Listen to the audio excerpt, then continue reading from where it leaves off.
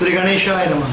मैं आशुतोष आचार्य नारायण कृपा ज्योतिष परामर्श केंद्र की इस विशेष प्रस्तुति भक्ति आस्था में आप सभी दर्शकों का हार्दिक स्वागत करता हूँ।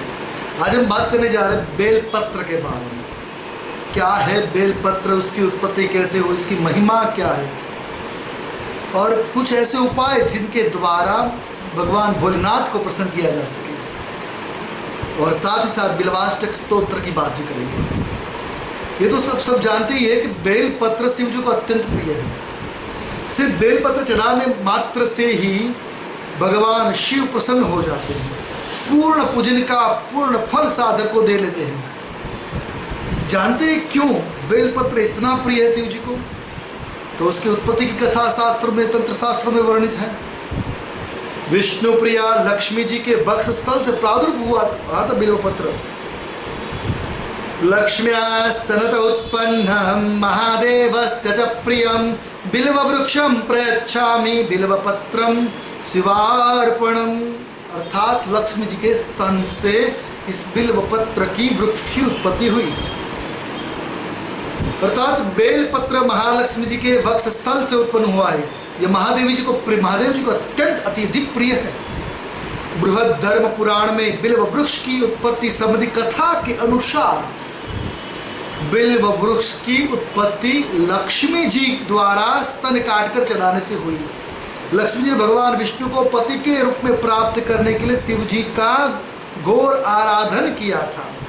बहुत दिनों तक शिव जी की आराधना, शिव की उपासना जब वो करने लगी, अंत में लक्ष्मी जी को शिव जी प्रसन्न हुए थे। ओम नमः शिवाय मंत्र का जाप करें।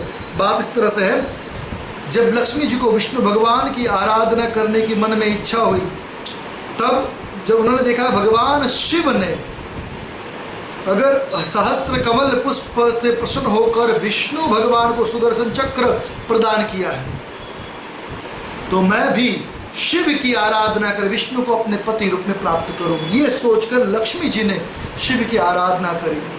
कहा जाता है ओम नमः शिवाय इस पंचाक्षर मंत्र से 1000 कमल पुष्प माता रानी ने, मतलब लक्ष्मी जी ने भगवान भोलेनाथ को अर्पित करने का प्रण लेके बैठी हुई थी, सहस्त्र कमल दल पुष्प लेकर। लेकिन शिव जी अपने भक्तों को सहजता से सब कुछ देते हुए भले ही माने जाते हैं, लेकिन कुछ ना कुछ कसौटी अवश्य करते हैं। इस बार उन्होंने विष्णु भगवान का भी कमल छिपाया था, तो विष्णु भगवान ने अपना नेत्र कमल काट के निकाल के दे दिया था। इसी प्रकार महालक्ष्मी जी ने भी भगवान विष्णु को पाने के लिए शिव जी की जो आराधना करी, सहस्त्र कमल लेकर 1000 कमल अपने पास में लेके बैठी हुई माता जी। लक्ष्मी जी ओम नमः शिवाय बोल कर एक कमल का पुष्प जो है पूर्ण खिला हुआ, वो शिवलिंग पर अर्पित कर रही है। बार बार लगातार चढ़ा रही है। 999 कमल पत्र चढ़ा दिए। एक कमल पत्र शिव जी ने छिपा लिया कसौटी करने के लिए। कमल पत्र तो है नहीं, सहस्त्र कमल आवर्चन होगा नहीं, तो अधूरी पूजा रह जाएगी। ये सोच के वो सोचने लगी क्या करे। विष्णु भगवान का कमल चुरा था, उसी प्रकार शिव जी ने माता जी का भी कमल चुरा लिया था। लक्ष्मी जी ने तुरंत सोचा कि नारी का वक्षस्थल उसका कमल ही है, और तुरंत अपना वक्षस्थल काटकर शिवलिंग पर अर्पित कर दिया। फिर उनकी उपमा कमल से की जाती है, वक्षस्थल की उपमा कमल सदृश है, तो माता जी ने अपना स्तन वक्षस्थल काटकर शिवलिंग पर अर्पित किया। जब लक्ष्मी जी ने अपना दाया, मतलब कि लेफ्ट साइड का डाबू वक्षस्थल काटकर शिवलिंग पर चढ़ा दिया, क्योंकि और उसी समय वहाँ पर जब काटा हुआ था, बात दूसरा उन्नत हो गया। शिव जी प्रकट हुए और लक्ष्मी जी को बोले तुम ऐसा मत करो, तुम समुद्र तो नहीं हो। भगवान शिव आदि शल्य चिकित्सक है। भगवान सारे, क्योंकि एक भोलेनाथ ही है जो सभी विद्याओं के प्रखर ज्ञाता है। चतुष्षष्टि विद्या के ज्ञाता, इसलिए गुरु के पद में सबसे पहले शिव जी की आराधना की जाती है, तभी तो ज्ञान प्राप्त होता है। और इसीलिए उन्होंने मना किया उन्हें, ऐसा मत करें, जो कर दिया था। अब दाया वक्षस्थल भी काटने के उद्यत हुई थी, लैट तो काट के चढ़ा दिया, दूसरा भी चढ़ाने जा रही थी। उसी समय शिव जी ने प्रकट होकर उनको रोका और उन्हें रोक के समझाया और प्रसन्न होके वरदान मांगने के लिए कहा। उसी समय उनका जो कटा हुआ था भाग वहाँ पर पुनः नया वक्षस्थल उद्धृत हो गया और जो कटा हुआ था वही जमीन के अंदर स्थित हो गया, मतलब कि उसके ऊपर मिट्टी वगैरह लग गई और वहीं स्थापित कर दिया। और भगवत ने महाविष्णुदेव ने कहा लक्ष्मी जी से कि आप चाहे वर मुझसे प्राप्त कर सकती है। तब लक्ष्मी जी ने वर याचना करी कि मुझे विष्णु जी अपनी भार्या अपनी पत्नी के स्वरूप में स्वीकार कर ले, आप कृपा करें। और भगवान भोलेनाथ ने यही वरदान दिया और कहा कि तुम्हारी मनोकामना जरूर पूर्ण होगी, विष्णु ही तुम्हारा वर्ण करेंगे।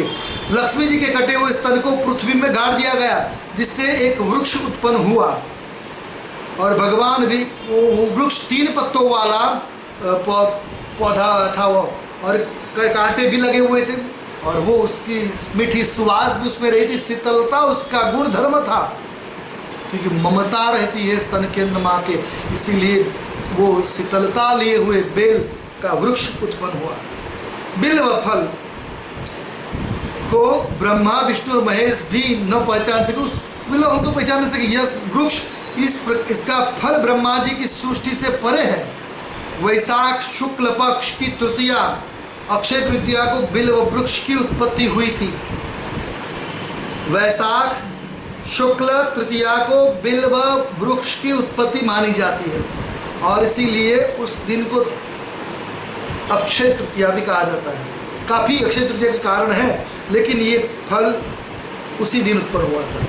भगवान शिव ने प्रसन्न होकर लक्ष्मी जी से कहा कि बिल्व वृक्ष तुम्हारी भक्ति का प्रतीक होगा, यह वृक्ष मुझे व लक्ष्मी जी को अत्यंत प्रिय होगा। अर्थात बिल्व वृक्ष के बिल्व फल से लक्ष्मी जी की आराधना करने से लक्ष्मी की पूर्ण कृपा होती है, तो शिव जी की भी कृपा प्राप्त होती है। बिल पत्र चढ़ाने से लक्ष्मी की प्राप्ति निश्चित। शिव जी शिवलिंग पर बेल पत्र चढ़ाइए, आपको लक्ष्मी की प्राप्ति होगी, आपके सारे मनोरथ पूर्ण होंगे। इसीलिए हर शिवरात्रि पर हर सावन में बेल पत्र शिवलिंग पर अर्पित किए जाते हैं। हर पूजा में जैसे विष्णु भगवान को तुलसी दल अर्पित किए जाते हैं, उसी प्रकार से भगवान भोलेनाथ को बेल पत्र अर्पित किए जाते हैं। और भगवान ने कहा हम दोनों की बिल्व वृक्ष के इसके ही गई पूजा मुक्ता प्रवाल भूंगा स्वर्ण चांदी रत्नों की पूजा के समान मानी जाएगी। अर्थात शिवलिंग की पूजा अगर बेल पत्र से आपने कर ली है तो वो पूजा जैसे आपने मूंगे माणिक प्रवाल आदि रत्नों से पूजा की, उसी बराबर का फल प्राप्त होगा। जैसे गंगाजल मुझको अत्यधिक प्रिय, उसी प्रकार बिल्व पत्र और बिल्व फल द्वारा की गई मेरी पूजा कमल के समान प्रिय होगी। अर्थात कमल पत्र चढ़ाइए या बेल पत्र चढ़ाइए, दोनों का समान फल शिव जी ने बताया है। बिना बिल्व पत्र के मैं कोई भी वस्तु ग्रहण नहीं करूंगा, ये भगवान शिव ने कहा है कि बिना बेल पत्र को अर्पित किए कोई भी चीज आप शिव को अर्पित करते हो नहीं अर्पित होगी। जैसे विष्णु भगवान को भोग लगाते हो उसमें तुलसी पत्र को स्थापित किए बिना भगवान विष्णु चीज ग्रहण नहीं करते, उसी प्रकार बेल पत्र के बिना वो चीज वो सामग्री शिव को ग्राह्य नहीं होती। जब सावन का महीना चल रहा है तो क्या करना है, इस महीने के अंदर बेल पत्र से शिव की आराधना करनी, सारे मनोरथ सारी मनोकामनाएं पूर्ण हो जाएगी। जहां बिल्व का पेड़ होता है वहां उसके समीप सांप नहीं होते हैं, ये कहावत है और कई मायनों में सच भी है। जहां बेल का वृक्ष होता है वहां सांप नहीं आते। सब यात्रा ले जाते समय उस पथ पर बिल्व के पेड़ की छाया आ जाए तो मरने वाले को मोक्ष की प्राप्ति होती है। देखिए कितना फलदायी है कि अगर बेल वृक्ष, आदमी तो मर चुका है, उसकी डेड बॉडी को ले जा रहे हैं, बिल्व वृक्ष की छाया उसके पार्थिव देह को स्पर्श करती है, फिर भी वहां से उसको ले जाया था, उसके पुण्य फल से उस आदमी को मुक्ति मिल जाती है, मोक्ष गति मिल जाती है। बिल्व वृक्ष में वायुमंडल में मौजूद अशुद्धियों को सोखने की सबसे अधिक योग्यता होती है। बिल्व वृक्ष जहाँ होता है उसके अगल बगल में जो भी नकारात्मक ऊर्जा होती है उसे सोख लेता है बिल्व वृक्ष। इसलिए वो वातावरण की शुद्धि करने वाला भी माना जाता है। किसी को 4, 5, 6 या 7 पत्तों वाला बेल पत्र मिले तो वो भाग्यवान होता है और उसे भोलेनाथ को अर्पित करने से कई गुना फल की प्राप्ति होती। जैसे हम बेल पत्र नॉर्मली 3 पत्ते वाला होता है, उसको चढ़ाते ना तो पुण्य बहुत ही मिलता है, लेकिन कई बार 4 पत्तों वाला बेल पत्र मिल जाता है। तो शास्त्रों में, शिव पुराण आदि में, तंत्र शास्त्र में कहीं कहीं वर्णन भी मिलता है। अगर 4 खुड़ी वाला 4 पत्तों वाला बेल पत्र मिल जाए तो एक रुद्री पाठ इक्वल, आपने एक रुद्री का पाठ किया उसके सदृश आपको फल प्राप्त हो जाएगा, केवल एक 4 पत्ते वाले बेल पत्र से। उसी प्रकार 5 पत्तों वाला बेल पत्र मिल गया तो आपको एक रुद्राभिषेक का पूरा फल उसी बेल पत्र को अर्पित करने से मिल जाता है। कई बार क्या होता है 6 पत्ते वाला भी बेल पत्र निकल आता है। ये सारी चीजें ना हार्डली होती है। तो 6 पत्तों वाला अगर आपको बेल पत्र मिल जाए समझ लिया आपने एक लघु रुद्र का पुण्य फल प्राप्त हो। उसी प्रकार 11 बेल पत्र तक कभी कभी मिल जाते हैं। तो उसी प्रकार क्रमशः शिव के महायज्ञों का पुण्य फल भी आपको उन पत्तों से मिल जाता है। अब तो भाग्यवान हो तभी तो आपको ये 4 वाला, 3 वाला, 4, 5, 6, 7, 8, 9, 10, 11 तक के पत्तों वाला बेल पत्र मिल जाता है। तो 11 पत्तों वाला बेल पत्र हार्डली बहुत ही रेयर होता है, लेकिन मिल जाए तो समझ लीजिए आपने एक महारुद्र यज्ञ का पुण्य फल प्राप्त हो जाता है।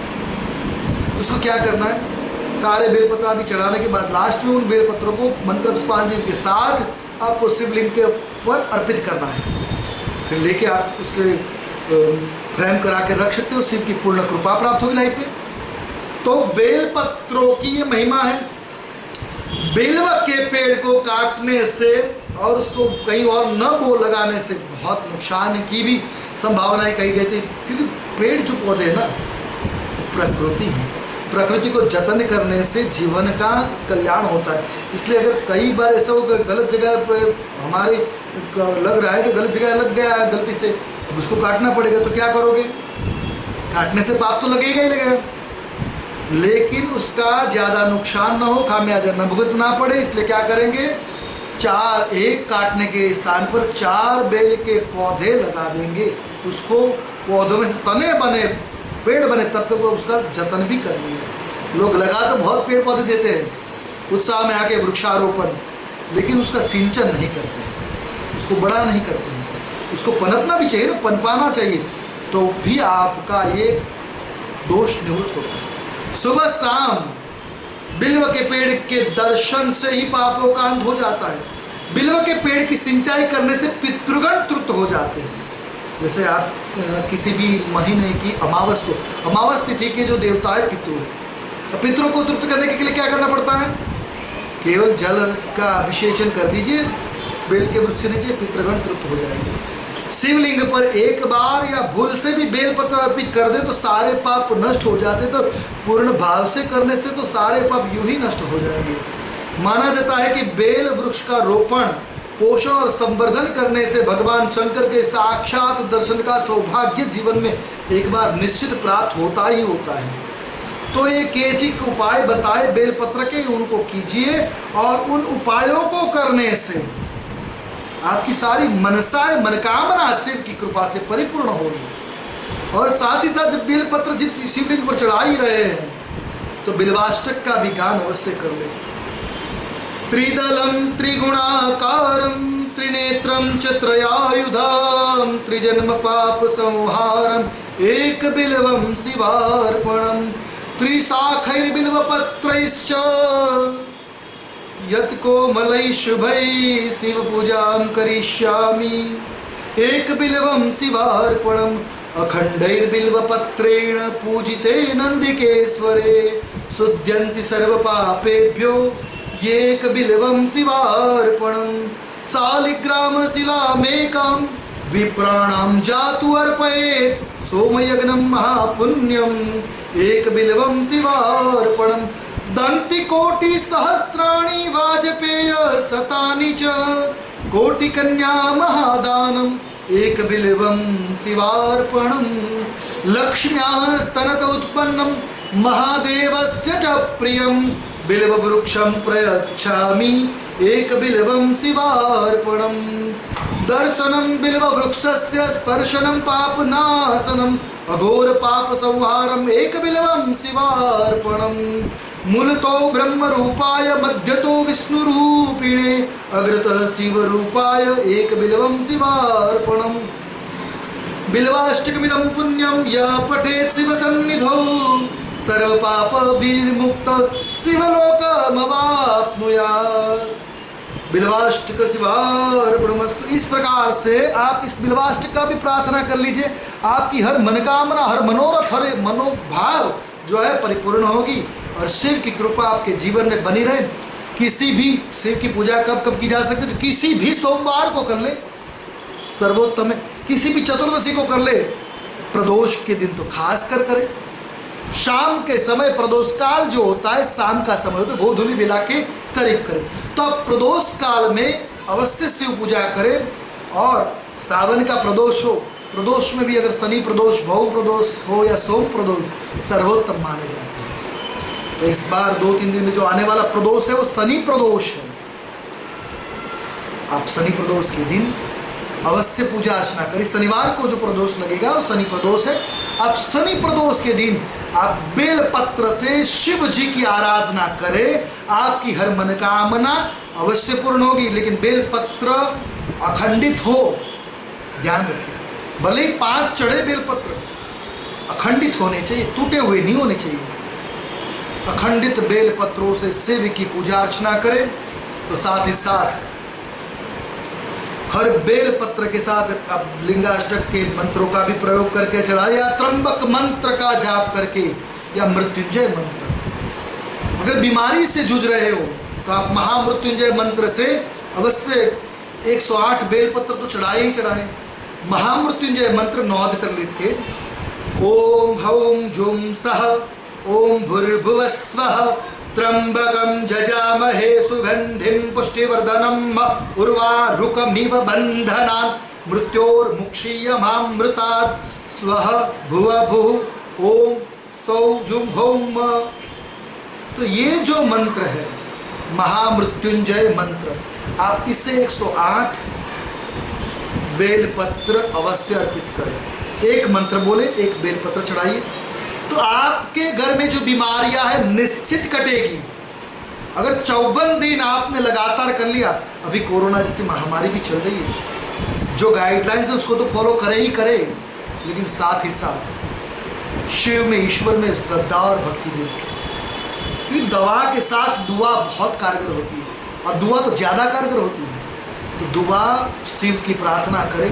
अगर संपुटित कर सके, संपुट किससे करेंगे? रोगान शेषान पहंसि तुष्टा रुष्टा तु कामान सकलान भीष्टा त्वामाश्रितानां न विपन्नराणाम त्वामाश्रितायाम श्रयताम प्रयांति।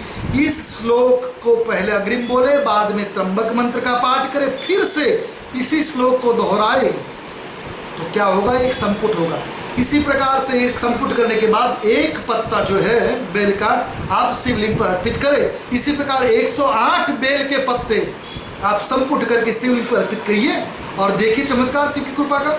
लेकिन श्रद्धा आवश्यक है, कि शास्त्र कहते हैं यादृशी भावना यस्य सिद्धिर्भवति तादृशी। बिना श्रद्धा के कभी फल नहीं मिलता, चाहे करोड़ों खर्च लो, श्रद्धा अनिवार्य है। श्रद्धा रूपी पात्र के होते ही आप इन चीजों को प्राप्त कर सकते हैं।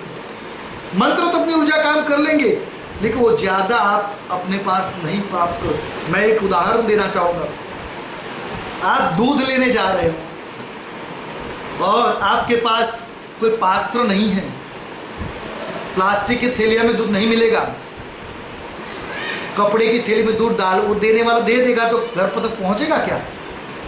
पॉसिबल नहीं। लेकिन उसने तो दूध दे दिया। तो मंत्र के लिए श्रद्धा क्या है? पात्र। आप अगर श्रद्धा रूपी पात्र नहीं लोगे तो मंत्र का फल जो है तुरंत मिलेगा, तुरंत तो खत्म हो जाएगा, ज़्यादा टिकेगा नहीं। लेकिन आपके पास अगर पात्र है जिसमें आप ज़्यादा देर तक टिका सको चीज़ को, तो वो वहाँ से दूध लेके आओगे बर्तन में तो टिकेगा, उसका दही भी बना सकते हो। इसीलिए शास्त्र कहता है कि श्रद्धा रूपी अगर आपके पास पात्र है तभी शास्त्रों की विधि का पुण्य फल आप प्राप्त कर सकते हो, अन्यथा मंत्र अपना प्रभाव देके खत्म कर देंगे, आपको ज्यादा फल नहीं प्राप्त होगा। तो श्रद्धा का पात्र भी अपने साथ रखिए और ईश्वर की भक्ति करिए। इसी प्रकार 108 बेलपत्र चढ़ाने से आपको होगी बीमारी से मुक्ति। अब बात करते हैं आर्थिक सद्धरता। कुबेर जो है शिव के परम मित्र हैं, तो क्या करना है, बेलपत्र पर चंदन से, चंदन की या कस्तूरी की या केसर की स्याही से आप चंदन पे लिख, उस बेलपत्र पर लिख दीजिए, यक्षाय कुबेराय वैश्रवणाय धन धान्याधिपतये धनम धान्यम समृद्धि मेदहि दापय स्वाहा। और इस मंत्र से संपुटित करके आप त्र्यंबक मंत्र से 108 बेलपत्र 54 सोमवार तक प्रति सोमवार अर्पित करें और आप देखिए चमत्कार, ईश्वर की कृपा, आपके रुके हुए सारे कार्य बनने लग जाएंगे, आपका फंसा हुआ पैसा निकल आएगा और साथ ही साथ शिव की कृपा से बिजनेस भी ग्रो करेगा। अगर बेकार हो तो काम धंधे भी शुरू हो जाएंगे। क्या करना है, फिर से मैं बता रहा हूँ इस मंत्र को, कुबेर मंत्र से संपुटित त्र्यंबक मंत्र का पाठ करके आपको क्या करना है, बेलपत्र शिवलिंग पर अर्पित करना है। मैं संपुटित मंत्र ही बोल देता हूँ, ओम यक्षाय कुबेराय वैश्रवणाय धन धान्याधिपतये धनम धान्यम समृद्धि मेदेहि दापय स्वाहा। ओम त्र्यंबकं यजामहे सुगंधिं पुष्टिवर्धनम् उर्वारुकमिव बन्धना मृत्योर्मुक्षीयमामृतात्। ओम यक्षाय कुबेराय वैश्रवणाय धन धान्याधिपतये धनम धान्यम समृद्धि मेदेहि दापय स्वाहा। शिवार्पणमस्तु। इसी प्रकार से 108 बेलपत्र आपको अर्पित करने हैं। आपके जीवन में बिजनेस से जुड़ी हुई सारी समस्याओं का समाधान हो जाएगा। ठीक है, इस प्रकार से कई जानकारियों आपको मैं दे सकता हूँ और इसीलिए हर रोज मैं आता रहता हूँ। हर रोज तो नहीं आता हूँ इस विषय के, इन विषयों के साथ, लेकिन सप्ताह में 2-4 दिन आ जाता हूँ। तो मैं सोचता हूँ कि जितना ज्ञान मुझे प्राप्त हो उसमें से थोड़ा सा आपको भी बांटूँ, आपका भी कल्याण हो और बांटने की वजह से मेरा भी कल्याण हो। तो आपके जीवन में इन उपायों को कीजिए और ऐसी जानकारियों को प्राप्त करने के लिए आपको एक काम करना है, हमारे YouTube चैनल है आशुतोष आचार्य, आप उसको सब्सक्राइब कर लीजिए। बहुत सारी जानकारी, बहुत सारे वीडियो वहाँ पर आपको मिल जाएंगे और साथ ही साथ यहाँ तो आपको मिलेगा ही मिलेगा। फिर मिलते हैं कल, तब तक के लिए आप आशुतोष आचार्य को आगे प्रदान करें। कल मिले, तब तक जय श्री कृष्ण, जय भवानी, हर महादेव।